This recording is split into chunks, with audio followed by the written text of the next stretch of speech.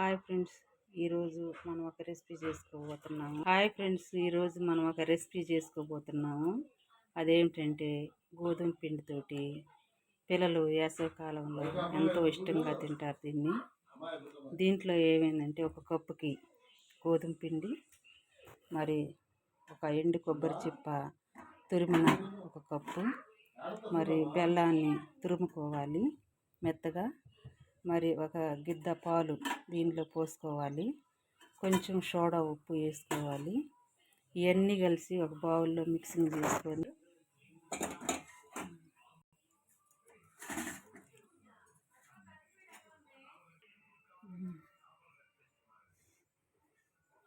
మొదటిగా బెల్లం వేస్తున్నాను. మొదటిగా గోధుమ పిండి ఒక బౌల్లో వేసుకొని, రెండవదిగా బెల్లం, తురిమిన బెల్లం పిండిలో వేసుకొని, అలాగే తురిమిన ఎండు కొబ్బరి కొన్ని వేసుకొని, కొంచెం బేకింగ్ ఒక గిద్ద పాలు దీనిలో కలుపుకుంటూ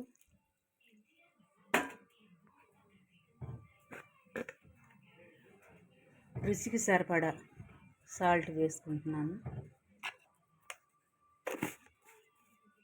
యాలకులు కూడా వేసుకోవచ్చు, కానీ నేను ఇక్కడ కలపట్లేదు. ఇలా మెత్తగా కలుపుకుంటూ మొత్తం కలిసేలాగా చేసుకోవాలి.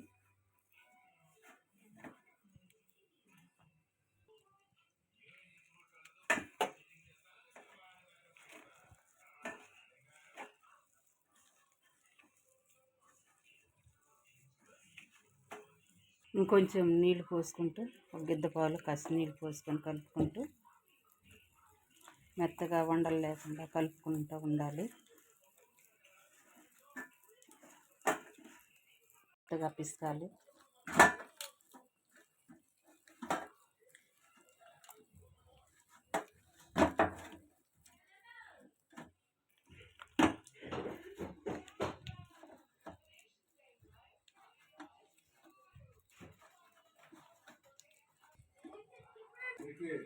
గిద్ద పాలు గిద్ద నీళ్ళు అయితే చక్కగా ఇది మిక్సింగ్ అవుతుంది. మెత్తగా ఉండలు లేకుండా కలుపుకొని ఇది బౌల్లో ఉంచుకొని ఒక అరగంట సేపు నానబెట్టుకొని ప్రక్కన పెట్టి నానబెట్టుకోవాలి.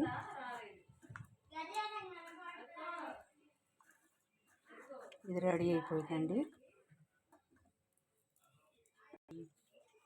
దోసపిండి కన్నా కొంచెం గట్టిగా కలుపుకోవాలి, ఎందుకంటే ఇది ఇలాగా ఉండాలి. ఇలా కలుపుకుంటే చాలు.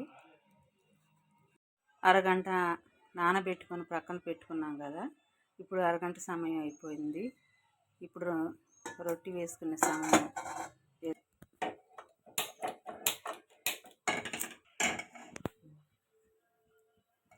పొయ్యి మీద కళాయి పెట్టుకొని రొట్టె వేసుకున్నాను. కొంచెం నూనె వేసుకుంటున్నాను, ఎక్కువ పట్టదండి ఇది,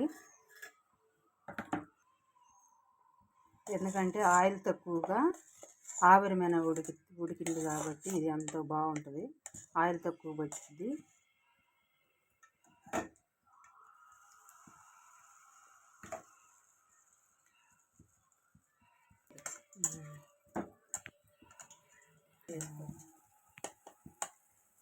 సైజు ఒక గంటి పిండితోటి ఒక చిన్న దెబ్బ రొట్టెలాగా వేసుకుందాము. కొంచెం సిమ్లో ఉడికించుకుంటే బాగుంటుంది, మాడకుండా మనకి మంచి కలర్లో వస్తుంది. సిమ్లో స్లోగా ఉడికించుకొని అలాగే మూత పెట్టుకొని ఒక 5 నిమిషాలు వెయిట్ చేస్తే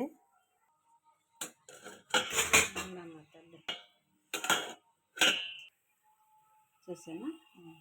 5 నిమిషాల తర్వాత ఇట్లా చుట్టుపక్కల కొంచెం దోరగా రంగు వచ్చి రాగానే వేరే వైపు తిప్పుకోవాలి. అలాగని మరలా సిమ్లో పెట్టి సన్నని సెగమైన దీన్ని మగ్గనివ్వాలి. 5 నిమిషాల తర్వాత వేడి చేయాలి. కలర్లోకి మనం మంచి కలర్ వస్తుందండి. 5 నిమిషాలకి సిమ్లో మనం సెగమైన వస్తే తీసుకోవచ్చు. ఇప్పుడు దీన్ని ప్లేట్లో సర్వింగ్ చేసుకొని మరలా కొంచెం నూనెలోనే మరలా కొద్దిగా నూనెతోని ఒక గంటి ఈ పిండిని తోడుకుని మళ్ళా గంటితోటి ఇలా మనం చిన్న సైజులో కొంచెం పలుసుగా చేసుకుంటే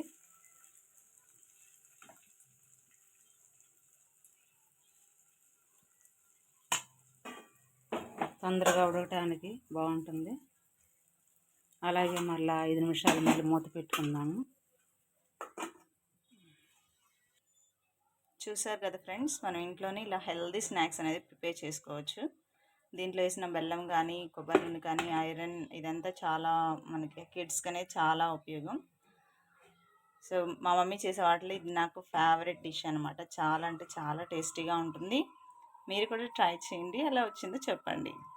For more interesting videos like this, subscribe to RDS World. Thank you all.